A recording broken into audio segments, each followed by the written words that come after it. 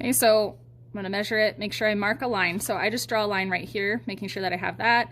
And then I'm going to cut it. If this angle is going here, I want that angle going this way. Sorry, oops, there we go. So I want it going this way from the bottom to the top because the bottom is what's going to match up down here. And then I'm gonna cut it.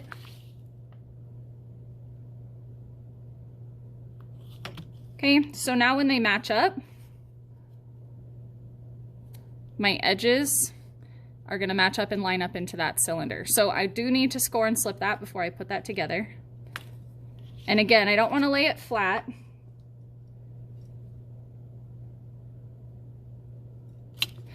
And before we place this on here, the slip might stick to this and so will the clay. And so what I do is I just take a little piece of paper towel and a little piece of masking tape. And I'm just gonna wrap that around there to make sure that if the clay sticks to anything, it's the paper towel and we'll be able to just pull that off right away.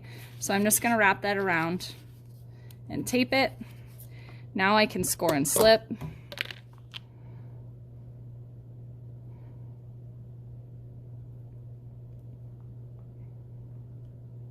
Okay, and I do want that form around my cylinder with my paper towel on it. Now I can press these together, wiggle them a little bit, close the seal, and when this gets a little bit harder, we'll be able to remove it from the surface, so that way you guys can clean up the inside. So at this point, I can take a sponge to the outside, I can clean it up a little bit, I can take a flat metal scraper to the seam and I can curve it and clean that up a little bit so it's a little bit more flush, and I can clean up my cylinder. Next step you guys are going to be working on is creating a base. And so we're gonna keep it on the cylinder. If you don't have an extra piece of slab, then you guys can roll out another one.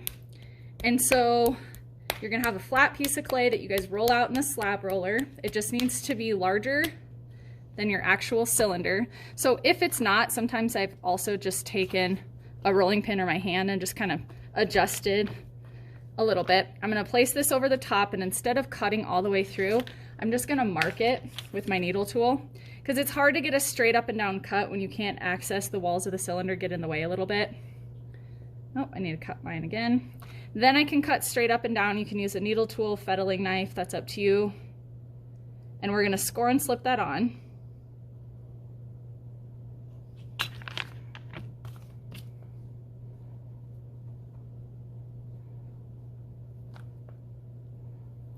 And then I like to pull the paper towel roll just a little bit off of it so it doesn't end up smashing into the bottom so much. Okay, so then I can score and slip. Again, don't worry if you guys use excess slip. Twist and turn. Smooth it out. And then again, we're gonna take the flat metal scraper, and you wanna get your cylinder as flush as possible before you start doing the coils, because once you get the coils on there, it just makes it a little bit more fragile. So this is very similar to the pinch pot in that if you have dents, you can add extra clay. If you end up having too much, then you scrape it off the surface. I'm gonna clean off my flat metal scraper so that way it actually flattens my surface. So you wanna perfect this before you start with your coils. When I smooth out the sides, it messes up the bottom, so it's a back and forth process, just like our pinch pots that we were working on.